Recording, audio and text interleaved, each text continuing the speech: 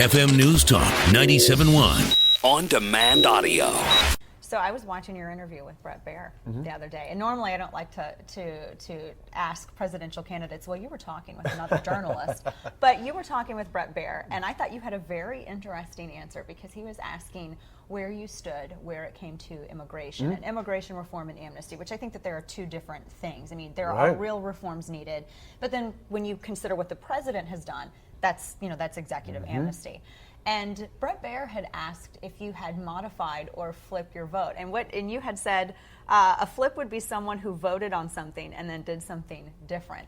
That was a very clever answer. I thought that was interesting. Explain a little bit, because I understand candidates also modify their stances, and I think if you have grassroots people who are unable to convince a candidate through political evangelism, then what is the point? Right. When I first said this, actually back around CPAC time, I did an interview with Chris Wallace, name another person out there, but he said, so have you changed? I said, yeah. And I said, don't Americans want a leader who actually listens to people and after assessing something is willing to make a change if they think it's in the best interest, in this case, of the American people? And so I saw a combination of the failure of this president over the last 5-6 years when it comes to this subject, combined with the fact of spending a lot of time talking with border state governors, talking with lawmakers in both chambers, in the House and the Senate nationally, and just listening to people who are very concerned about this. Years ago when I was a county executive, even early on when I was a governor in Wisconsin, it really isn't much of a topic. A few people have asked me questions. I've said things, at least initial reactions, and some people have blown that out of proportion. But I said after really looking at things over the last year in particular, it's clear we got a broken system. We need to secure the border. We need to enforce the laws that we have. We need to make sure there is no amnesty. If you want to be a citizen, there's a legal way to do that, and go ahead and do that. But we shouldn't be granting amnesty. And then something we've talked about before that I think is fairly unique, at least I haven't heard any other would-be or current Republican candidate say this, and that is for legal immigration. And sometimes people, other outlets in the press get mistakenly confused about this. They think that we're talking about new restrictions. There are restrictions. They just don't make any sense in many regards. I'm saying if we have legal immigration going forward, our priority should be American working families and their wages and improving the American economy. I think those are pretty solid points. Now, when you say enforce the border, because we hear that from a lot of different people, what does that entail when you say enforce the border? Because there are a lot of different ways that and I understand we're talking about securing it, not closing it. Well, securing the border is really important for a couple of reasons. Early this year, I went with Governor Abbott, the governor of Texas, new governor, great governor of Texas, who took me along the border. We went up in the helicopter, we're down in the ground, we're in the command center with the Texas Public Safety, with local officials, as well as some of the federal officials, the federal authorities there.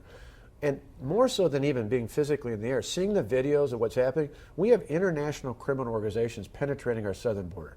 This isn't just, people think there's just a few people walking across to get to work. There are cartels pushing drugs, they're pushing firearms. The people they're pushing are overwhelmingly being trafficked. So this is a horrific problem. If this was happening at one of our water-based ports, we'd be sending in the Coast Guard and eventually the Navy to protect the sovereignty of the United States. This is a safety, a security, and a sovereignty issue out there. To me, the answer to it, the federal government's going to have to invest not just in infrastructure, but in technology and personnel. About a week and a half ago, I was in Israel. They have something like a 500-mile fence. When they put it up, over 90% reduction in terms of their terrorist bombing-related activities, things of that regard, that had been a threat on the state of Israel. It went down. It dramatically improved their quality of life. That's a small country compared to the United States. If they can secure the areas that they're talking about and keep that area safe, there's no reason why we can't do the same thing. And in terms of worker visas, and I understand that there are some people who want to work in the United States, but they don't necessarily want to be citizens. They want to return back to their home countries where their families are. And the problem is that I see is that we have a breakdown in the infrastructure that you mentioned. We don't have an apparatus in place that can actively monitor and track and even deal with the existing backlog that we have. And for instance, when I think of 9/11, that began as a visa issue. I mean, student visas, which are a whole other issue. We have 6,000 people here on student visas. We have no idea where they are. How do we begin to address that problem? Well, again, you're right. We've got a fundamentally broken system. People think this issue is all about dealing with one end of the spectrum versus saying, no, we got to fix things in the front end. We're not talking about eliminating legal immigration. We're saying let's have a system that works. Let's have a system that works to the point of not just people coming in, but works in the way that we're effectively able knowing who's in, who's out. Again, if you had a business and you were making sure it was secure, you would make sure that the entire boundary is served. You wouldn't just have one part protected and another part not. And you want to know, I mean, I've done enough visits at factories and small businesses throughout the years that oftentimes there's a check in there. They want to know who's in the building, who's not in the building, not just for their own security, but if something were to happen, it's part of their safety to say if there's a fire or something happening, they want to make sure that all their employees and all their guests are safely out. Well, if we can do that for a business, why wouldn't we want to make sure we have the same parameters in place when it comes to a country? No, absolutely, I agree. I want to move a little bit to this auto bailout situation. I was reading a couple of news stories, and of course, welcome to of course, they've been doing this to you for a while, forever. Just because of the public sector unions in Wisconsin. Right. So you were speaking at an Oldsmobile factory last week. And the media is saying, well, Scott Walker, that governor of Wisconsin, he has flipped on auto bailouts now because he deflected a question from a reporter. So just for all intents and purposes, where do you stand on that particular issue? Yeah, well, the irony is that it's all based on me doing an interview the night Paul Ryan spoke at the convention, and I was doing an interview what I thought was with NBC. It ended up being MSNBC, and, and when I was on, get this, I had the full gang of the left wing, from Sharpton to every other guest piled on. All at the same time. Ed Schultz, the whole gang were all on in my ear with the poor guy on the ground who thought I was going to Brian Williams.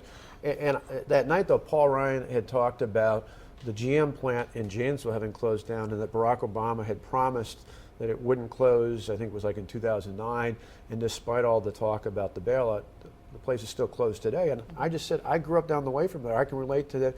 This is a failure. He said this wasn't going to happen. This didn't work. So for all the hype about how it maybe worked somewhere else, it didn't work in Wisconsin. That's not exactly a full-throated defense or attack against the bailout. It was specific to that. What I said the other day in Michigan is, that's a hypothetical question about the past. I said, I'm not going to debate.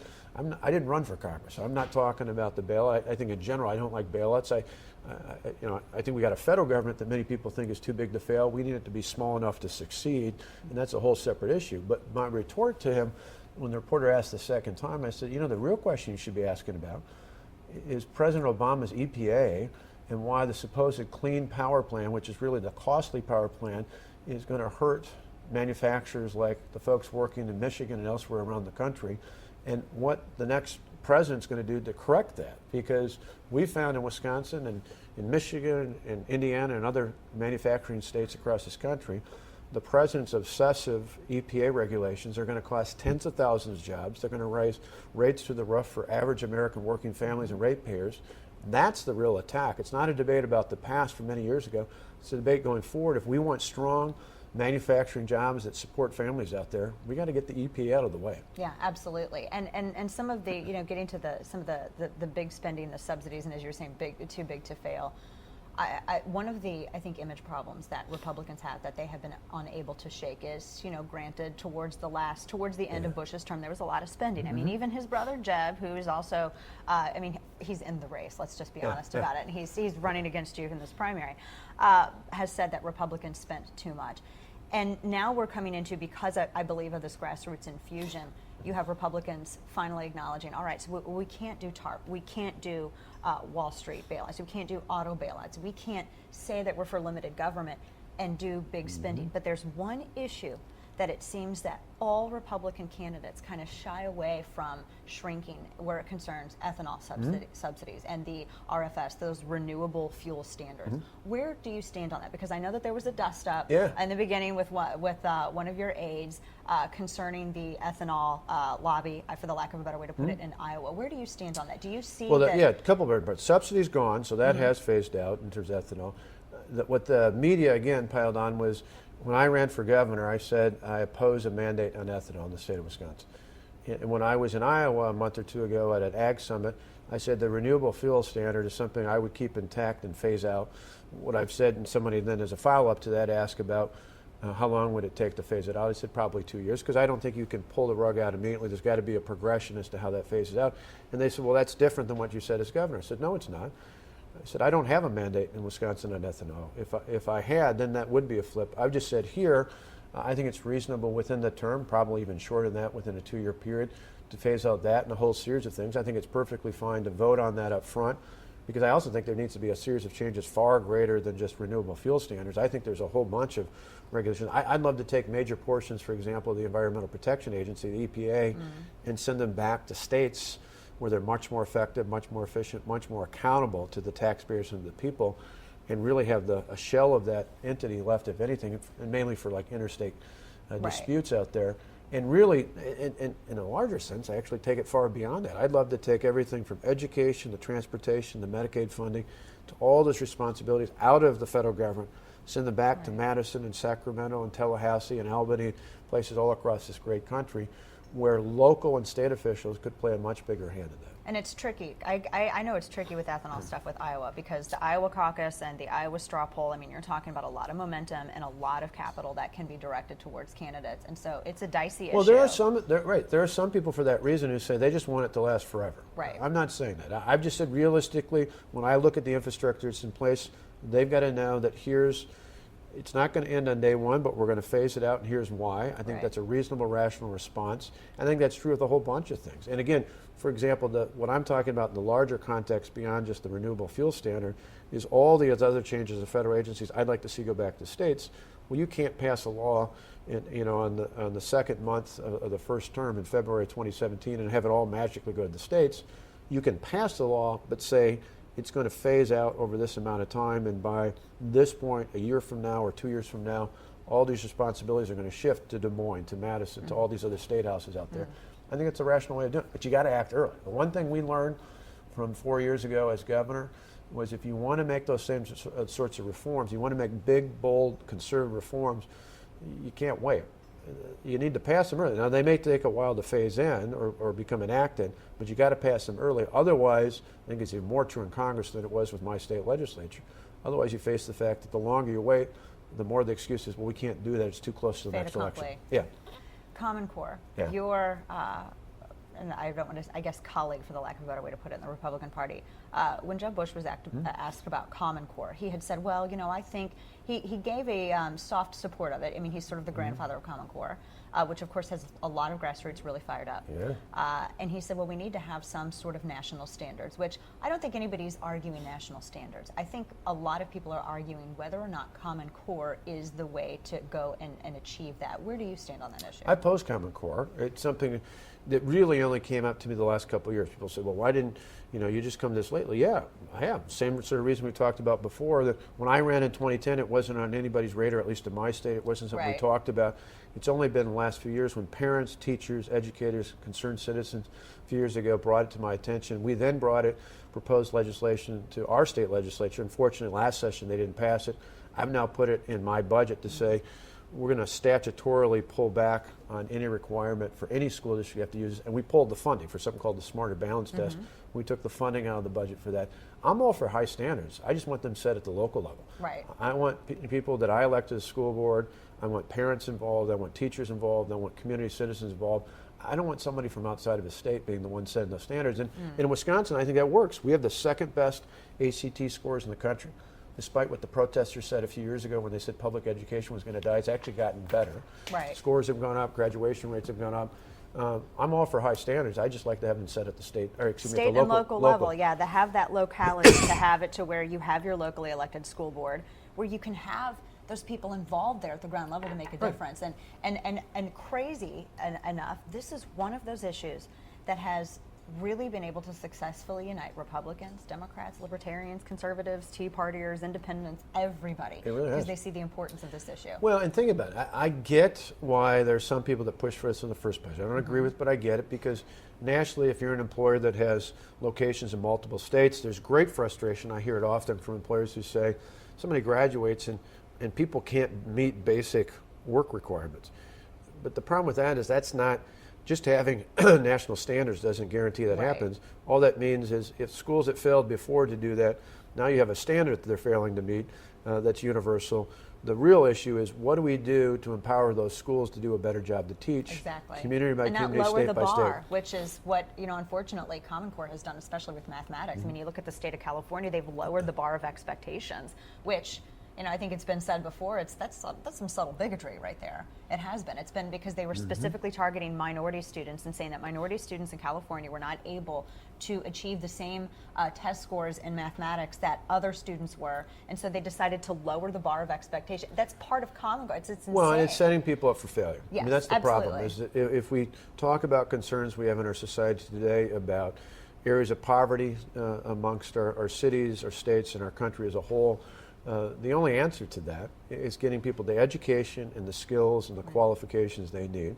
If they're not getting them in the current format, we need to try something different. It's why I've long since been an advocate for school choice vouchers and expanding charter and virtual and homeschool opportunities, in addition to providing true reforms for our public education system. Because our goal should be to say every kid, no matter what their background, no matter what they look like, no matter what their parents do for a living, every child in this country should have access to a great education. Right. And the way to do that is empower schools at any level to provide a better education. Yeah. Higher standards without empowering people to do that don't mean anything. Doesn't mean anything. What place do social issues have in 2016, and why do you think so many Republican candidates are scared of them? Are scared to embrace them? They're scared to get trapped by the media. Well, I think a little bit of it is the media does a gotcha. Some do, at least. I don't want to say universally, but I think Most of them do. Yeah, I think you're well, right. I mean, I'll give you an example. I'm pro-life. I passed pro-life legislation. We defunded Planned Parenthood. We signed a law that requires an ultrasound, which, think about that. The media tried to make that sound like that was a crazy idea. I think most people I talk to, whether they're pro-life or not, I find people all the time who get out their iPhone and show me a picture of their grandkids' ultrasound and how excited they are. So that's a lovely thing. I think about my sons are 19 and 20. We still have their first ultrasound picture. It's just a cool thing out there. We just knew if we signed that law, if we provided the information, that more people, if they saw that unborn child, would make a decision to protect and keep the life of that unborn child. So I think where we need to be able to push back as someone who's an economic, fiscal, and a social conservative, it shouldn't be the only thing. It shouldn't be defining thing. And that's what I've said in the past. We should make sure that people know us for fiscal and economic strengths as well. But it certainly is a part of who we are, and we shouldn't be afraid to talk about it. And we shouldn't be afraid to push back. I mean, when you think about Hillary Clinton and you think about some others on the left, you say, well, I think it's reasonable, whether you're pro-life or not, to say that taxpayers' dollars shouldn't be spent to support abortion or abortion-related activities. Most Americans believe in that. There are so many candidates on the left who don't share that belief. Or when you say, when an unborn child reaches that 5th month, when they can actually start to feel pain, when there's a potential for health risk to that mother of the unborn child, we think that's a reasonable time at a minimum to say, no, we're going to prohibit taking that life at that time. And most of the country agrees with you. Right, overwhelmingly, but not those on many of those candidates on the left. They want to I think paint we the need to point majority out as they're the the extreme, fringe. not those of us who believe in life, particularly in those instances. You brought up Hillary Clinton, who obviously is hiding. I think maybe she's answered 5 questions, and instead the media's been playing this counterfactual game with all of the Republican candidates, which I think it's silly to ask somebody what they would do in Iraq. Instead, what I am curious about is, all right, say it's after the election, we have President Walker, and you have the situation with ISIS consuming parts of Iraq and Syria, Iran going nuclear. You have the Houthi rebels and a shaky alliance with Saudi Arabia.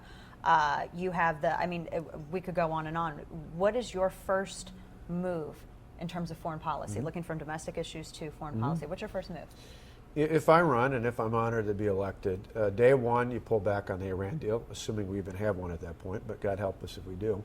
I think they're a tremendous threat, not just to Israel, they're a threat to the Sunni states in the region, they're a threat to America. If you look at their placement of their intercontinental ballistic missiles out there, they're not just aiming at Israel, they could potentially be aiming at us. And people have said, well, would you negotiate with them? Sure, on our terms. What are our terms? Well, I think it's simple. Dismantle your illicit nuclear infrastructure completely. Disclose, meaning full disclosure, full transparency, immediate inspections, even including their underground fortified facilities. Third, start dealing with others in the region. That means acknowledging that Israel has a right to exist as a Jewish state, acknowledging others in the region, getting out of, you talk about the Houthis in Yemen, those are Iran-backed Shiite-based militias. You look at the problems in Syria, you look at certainly up in Lebanon and the direct threat to Israel with Hezbollah. Those are all entities that come from Iran. I think they need to pull back and get rid of their ICBMs. Those things are all things that would be bottom line essentials before we even began discussions. Do you envision a strategy where we would have boots on the ground? Well, I said, as if you're really going to be an effective commander-in-chief, you shouldn't rule it out. Right. I wouldn't lead with that. I've gone to 2 military funerals. I'm not eager to put our men and women in harm's way, but I do know if we have a clear objective and we've got a pathway towards absolute and secure success, and then a pathway towards maintaining it. Think about how you mentioned before, asking about silly questions about Iraq. I said, I think a legitimate question that many in the media have ignored, instead asking Jeb and then others about what they would have done had they known. Look at Iraq today. We know today essentially what the President Hillary Clinton knew a few years ago.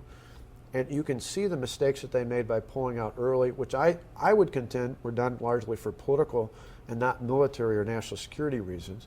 We have a country that, I can understand how frustrating it is. You think about the men and women who have served in our armed forces, some who made the ultimate sacrifice to take hold of Iraq, and now some of those same places have fallen to Islamic State. I mean, it's just unbelievable. And we knew better, or Americans, the federal government knew better. And that's a prime example where we need to restore victory there. We need to maintain and build a victory in Afghanistan. And I think we learned from Truman after World War II, so this isn't just a Republican or conservative idea. You know, Truman put, the Truman Doctrine saw that we put permanent placement in Germany and Japan. Doesn't mean, I think mistakenly, some on the left think that means we're going to keep fighting wars. No. Right. In Germany and Japan's a good example. Our presence ensured that we kept the peace. You know, we secured the victory that we had there. We didn't retreat, and in turn it led not only to peace, but it led to two of our greatest allies in the world today, are Germany and Japan. Right. No, that's an interesting point for sure. In terms of going back to Hillary Clinton briefly and looking at some of the way, for instance, the State Department. I was reading a poll the other day where Americans' faith in government's at an all-time low. Their faith in members of Congress at an all-time low. And as you know, someone who is as visible in the Republican Party as you are, what would someone in the White House have to do to restore integrity to these offices? Because frankly, after I think what we have seen with the email scandal and this, I mean, our State Department's basically been used kind of as a money running organization, for the lack of a better way to put it. How do you restore integrity to these offices and lead by and how do you even go about that? I think three things. One, you ensure not only for yourself but everyone who's a part of your team and your administration follows the rule of law. I think secondly, you go beyond that. You say, we want to make sure that people not only follow the law, follow the rules, but understand, even if it's legal, even if it's within the confines of the rule and the administrative code, we're going to ask people to think out for themselves and make sure we avoid any and all conflicts of interest. Because, and I think there's plenty of people who can make an argument that some of the things that Clinton's involved in could be questionable when it comes to legality, certainly when it comes to the rules that others are required to follow in the federal government. So part of the standard of one set of rules for the Clintons, another set for everybody else. Right. But even for the sake of argument, set those aside. Anyone who's ever taken a basic ethics course knows that if you're taking millions and millions of dollars from foreign governments at the same time your spouse is the Secretary of State, that's a conflict of interest. I don't need a law or a rule to tell me that. That's just basic ethics 101. And so I think it's rule of law, it's looking out for conflicts of interest. And then third, in the larger context, in terms of restoring faith in our government, you have to get things done. I think the biggest reason people are frustrated with Washington today isn't because the parties are fighting. It's because they're not getting anything done. I think Americans want to fight. I mean, part of the reason why I'm looking seriously at the very thing I'm thinking about doing, because even on the Republican side, a lot of great people, many of whom are friends of mine who I admire, there's a number of people in Washington who are thinking about running or running for president who are good fighters, but they haven't got anything done. There's another group who have won elections and have been reelected, many of them are governors, but haven't taken on any big fights. Right now, the only person I see potentially in the emerging field who's done both is sitting here at this table talking to you, and it's one of those where, you know, just God's providence, we were in a circumstance, in a situation over the last 4 years to be able to deliver, not just on one thing, but on big conservative reform after reform after reform. I think Americans now more than ever are looking for someone who can fight and win, not just win elections, win the battles that are important to them every single day. We're coming up on our lightning round questions, but I have one more question that's related to this as well. Because you always, I mean, you have corrupt departments. I mean, you have them at the federal level, you have them at the state level. And I've been following this story in Wisconsin because I know the DA there and the John Doe situation. I know they've targeted you. I know they've targeted conservative activists. The National Review had a really great story, and I think this was the first time a lot of people in the country really saw what you and other people in Wisconsin had been dealing with very vengeful people who are mad about your recall successes. They were mad about conservatives who were participating in civics, for crying out loud. The raids that were carried out, the secrecy. What is your take on all of that, as much as you were able to speak to it? In the end, the interesting thing, and as you mentioned, word of it starting to come out, I think in the end, two things will happen.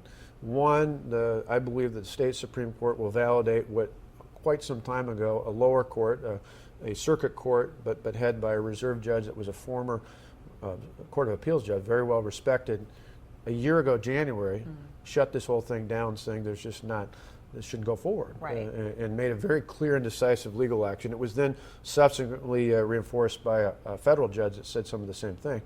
I believe the Supreme Court will validate what that original judge said and said, shut it down.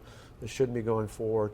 I think that helps in terms of the overall case. The other part is I would imagine, and there's a number of lawmakers who've introduced legislation to do this. I think they're waiting to wait to do this probably till after the Supreme Court takes its ultimate action on this specific instance. Yeah, because you have the I think they'll change the law. And the Supreme Court I think they'll change the law and say, for anybody, not just specific this case, for anybody, this is not what Americans think of when they think of due process and having a system where people have their opportunity to speak on their behalf. Yeah, absolutely. All right, here's the fun stuff.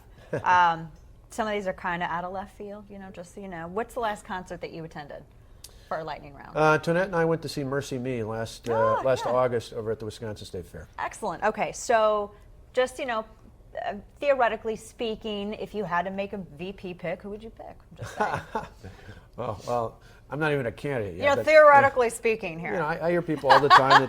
I get people who say, "Oh, Marco," or they say one of their governors. I mean, there's a whole bunch of governors I love along the way. But for us, a lot will change between the next year and a half. Republicans got a good bench. They do. They have a great bench. Both those who are either running or a lot of other, including a lot of governors, I think highly up around the country. Yeah, absolutely. All right. So I'd have to say the Avengers: Age of Ultron came out. Do you follow the Avengers? A little bit. Which Avenger would you be?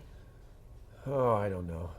I mean, with all this stuff, I think of all the movies out there. I kind of love Captain America, thinking about, there's nothing like the red, white, and blue and being strong and standing up for folks. But I don't know. I get a fun time watching any of this. I love movies. Tonette and I usually we end up waiting until they come out in U-verse after the fact because we don't get to the movie theater. So we're a little bit dated when it comes to that regard. But Captain America is a good choice, though. Thank you. That's the Patriot choice. I think people would approve. What is the perfect day in the life of Scott Walker? How does that begin? If I had my perfect day, it would be starting and ending on my motorcycle. I ride a 2003 Harley Davidson Road King. A lot of fun. Very nice. In fact, you're not maybe one of those lucky, biker gangs, are you? Well, not that gang. You weren't in Waco, were you? No. That's why it's funny, most of the time when you go out with guys riding Harleys, most folks are like, stockbrokers or doctors or lawyers. Although actually one of the things I've loved over the years is going out with a group of folks on Harleys. You can have the CEO of a company, you could have the janitor of the company. Right. It's the great equalizer. Nobody knows the difference. Nobody cares. We're in our jeans and our leather jackets and just having a good time. My father-in-law is a preacher, and he's a Harley rider. So, yeah. Well, my father is a preacher. So. Oh, look at that! There you go, PK. We were talking about cheese curds a little bit earlier because Wisconsin, it is a dangerous place to go. Do you like them deep fried or boiled? Oh, deep fried. Deep fried. Good. In fact, it's one of those where one of my favorite spots is just over from the Harley Davidson Museum in Milwaukee. Just, conveniently located. Exactly. Right there. In fact, one of the times I was there was for the anniversary when we rode our Road King in, sat with a bunch of friends, and then there's nothing better than pulling them apart a little bit. Oh, they're so good. Unbelievably good. You didn't bring Not it healthy, with you by but, chance. Yeah. Oh, no, completely not. Unfortunately, we don't have anything like that to offer you here in Dallas, but we do have amazing brisket. Well, see, that's pretty good. And what are you in Dallas for, by the way? Just making the rounds. Visiting supporters. Yeah, there you go. All right. Governor Walker, we so appreciate your time today. Thank you so much for sitting down with us. Good to be with you. Take care.